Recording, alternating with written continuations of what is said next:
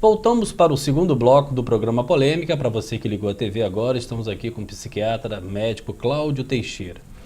Doutor Cláudio, eu queria agora conversar um assunto com o senhor que eu acho também é muito interessante, até a gente recebeu alguns e-mails com relação a isso. As frustrações existem, né? A gente mata o medo de... Todo dia tem o seu medo, né? Que a gente tem que matar. Daqui a pouco a gente vai falar um pouquinho também sobre a parte religiosa, espiritual.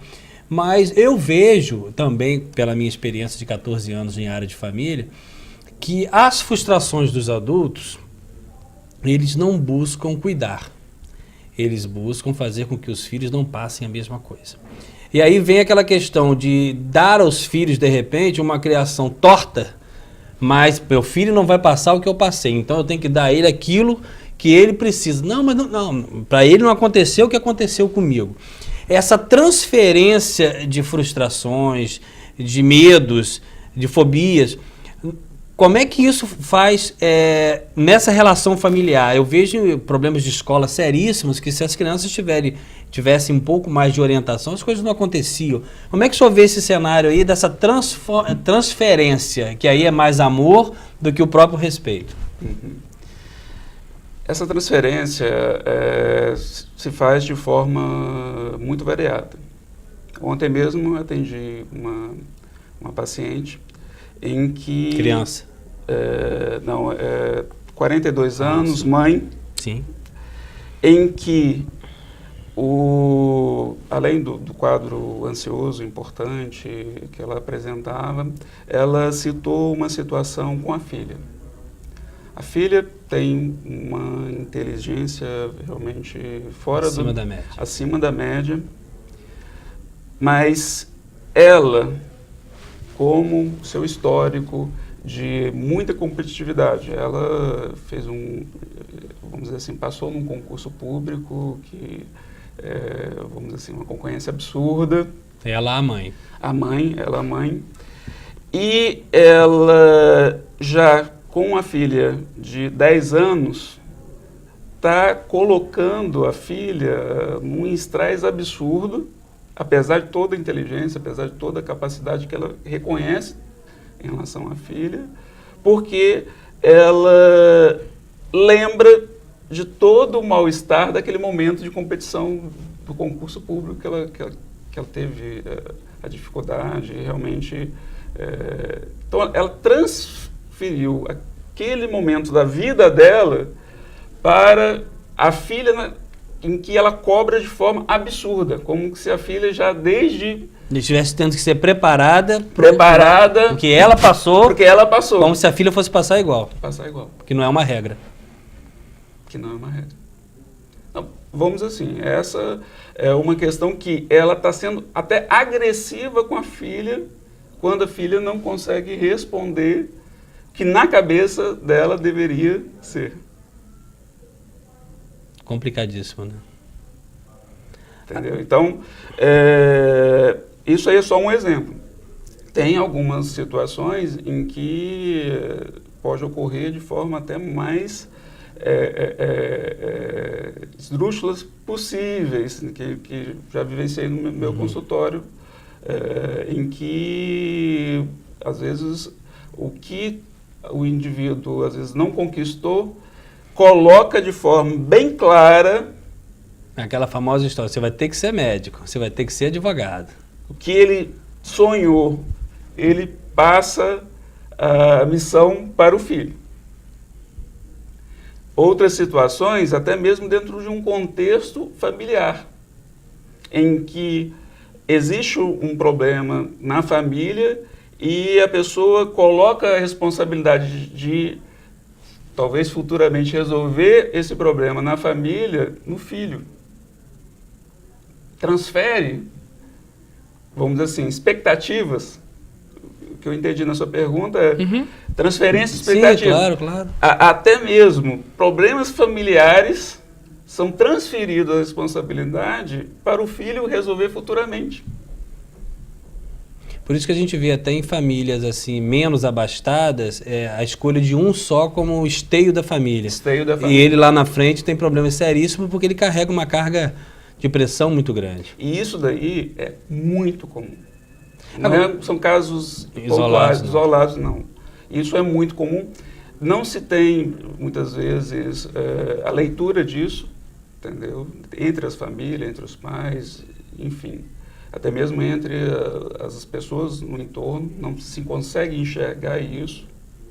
Mas isso é muito comum, muito comum. E futuramente vão gerar quadros depressivos, quadros ansiosos, em que a ansiedade é do ser humano, entendeu? O excesso dela que não é bom. O excesso dela que não é bom. A ansiedade ajuda o ser humano. Até o próprio medo, né? Até o próprio medo. Que te salva de muitas coisas. Te coloca numa situação mais segura. Claro.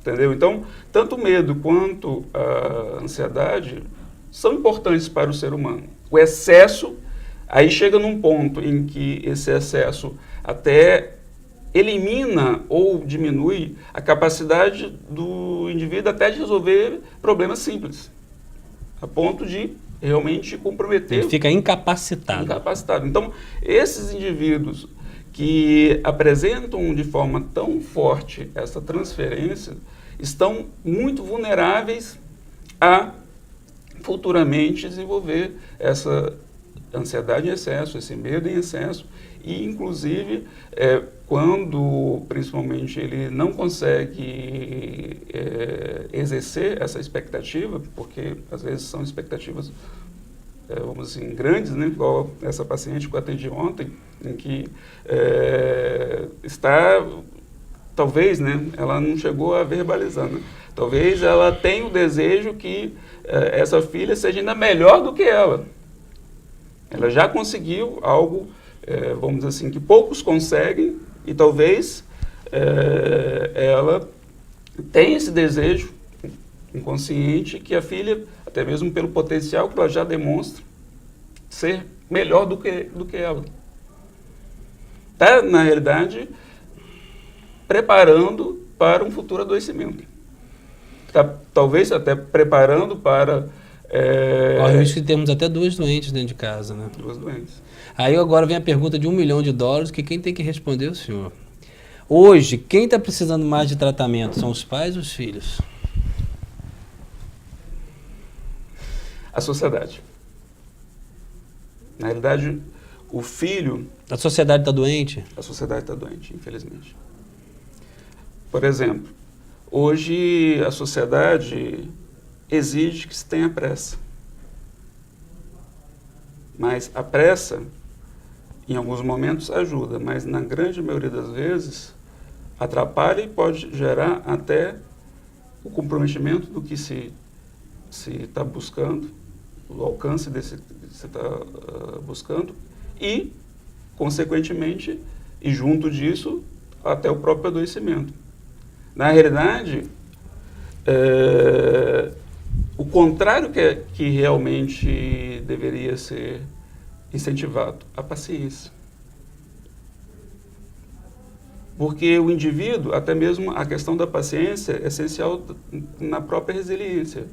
O indivíduo tem que ter a concepção, isso daí não é um indivíduo específico, não. Todos nós temos que ter a concepção de que, se hoje eu não conseguir o meu objetivo,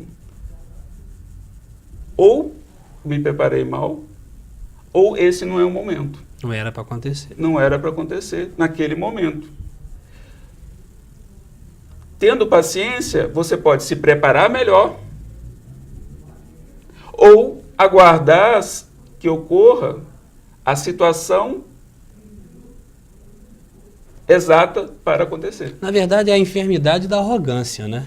É uma arrogância. É uma arrogância, com certeza. Porque se você quer conquistar uma coisa, você não admite, você não conseguir, você é arrogante. É arrogante. Eu acho que, não sou eu, quem sou eu para falar isso, mas eu identifico a arrogância até como uma doença. Sim.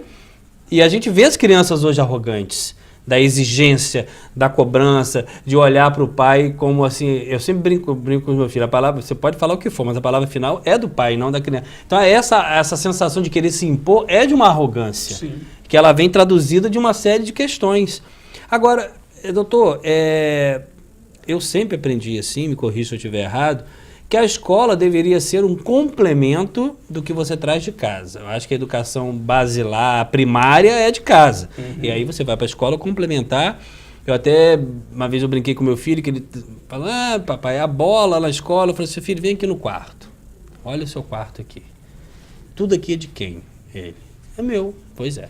Você vai emprestar quem você quiser, não é? É. Agora, quando você vai no ginásio da escola, aquelas bolas não são suas. Então você vai ter que aprender a dividir aquelas bolas. Ela vai ter tempo para isso. Você vai zangar quando tirarem, mas você está na sociedade. Você não está em casa.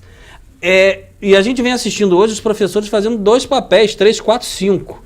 Antes de dar a aula, ela tem que corrigir a ética, a moral, a agressividade, a impaciência, o desrespeito. Na minha época, se o professor falasse uma coisa comigo, eu ficava. Hoje não. Se você fala 1, ele fala 5, fala 6. O papel da escola, ela está fazendo até com que crianças aprendam mal. Como é que está essa relação da transferência da educação primária para a secundária dentro da escola? Tá. Como eu falei, existe todo um contexto em que se está deixando de estabelecer os valores principais, essenciais na formação dos indivíduos. Entendeu? Como eu falei, o respeito é um deles. Entendeu? Eu estou sentindo, eu sou professor da Faculdade de Medicina e a maneira que os alunos se reportam a você. A mim... Impressionante, né? Não é do que eu, na minha época de faculdade, fazia com o meu professor. Com certeza, absoluta. Entendeu? O professor tinha um respeito, vamos dizer assim, máximo. Indiscutível. Discutível. Ele era o dono do saber. Ele tinha que ser respeitado. Eu estava ali porque eu não sabia nada do que ele conhece. Então, ele tinha que ser respeitado. Na sua humildade, ele era uma referência a ser aprendida, claro. Entendeu? E hoje, a gente vivencia essa situação em que não se coloca o respeito dentro de casa, não se trabalha esse conceito do respeito. Quando você fala para o seu filho que você que determina, você está colocando bem claro para o seu filho que enquanto você não tiver condições de tomar a decisão, eu tomo por você. Você tem que respeitar esse lugar de pai que você tem, de cuidador, e que você sempre provou para o seu filho que é merecedor desse lugar. E isso não está sendo trabalhado nas famílias. Você também trabalhou o conceito do coletivo. Sim. Com seu filho, em relação à bola do ginásio. É algo que, dentro de uma sociedade capitalista, onde se valoriza muito o individualismo, está se perdendo o conceito do coletivo. As pessoas pensam, e desde criança isso está sendo fortalecido, que o eu quero é o maior ponto de, vamos dizer assim, caminho de escolha. Não tem outro caminho. Não tem outro. Eu quero. Eu quero fazer isso, eu quero ter isso. Não, peraí. Muitas vezes esse eu quero para mim prejudica o outro. A corrupção, os atos criminosos, tudo vem do eu. Do eu quero. Tudo. E, voltando do conceito do coletivo, o que é bom para todos é bom para mim. Vamos inverter. O que é bom para todos é bom para mim. Até porque o que eu não quero para mim, não posso querer para os outros. Não posso querer para os outros. E dentro da nossa sociedade contemporânea capitalista e individualista ao extremo, o eu quero, se você entender, tanto fazer uma análise, uma leitura, tanto nas ações quanto no discurso, volta e meia a gente chega à conclusão, eu quero isso. Ou a pessoa faz porque ele quer aquilo. temos direito de ter desejo, mas temos que entender que nem sempre eles acontecem. Uhum. Essa é uma formulazinha básica, mas tão difícil de ser entendida. Entendeu? Né? Se confunde muito dentro desse contexto individualista a questão da liberdade. Todos querem ter liberdade. Mas muito do que é o meu desejo de ter vai passar para prejudicar o outro. Temos 3 minutos ainda e eu queria fazer uma pergunta ao senhor. Por que se abraça menos hoje, se beija menos e, incrivelmente, se conversa menos?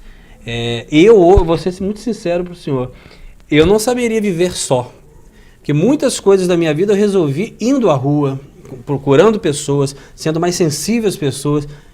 Por que tantas pessoas agora estão se introvertindo, se fechando, se trancando, como se o mundo fosse um medo, quando ao contrário ele é a salvação e ele cura até mais do que remédio? Sim. Passa justamente pela essa questão individualista. A partir do momento em que eu quero, você perde o sentido, você para de olhar as pessoas que estão ao seu redor. E um dos elementos essenciais, voltando lá à pergunta lá, como que se consegue uma boa mente? Um dos elementos essenciais para que se tenha uma boa mente é você estabelecer boas relações interpessoais. Está se perdendo isso dentro da sociedade. As energias positivas emanadas de pessoas boas. De pessoas boas. Entendeu? Então, boas relações interpessoais envolve confiança. A partir do momento que a gente tem uma sociedade individualista, como que você vai confiar num outro que só pensa nele? Cada um é uma ilha, né? Cada um é uma ilha. Não se consegue estabelecer verdadeiras relações interpessoais positivas.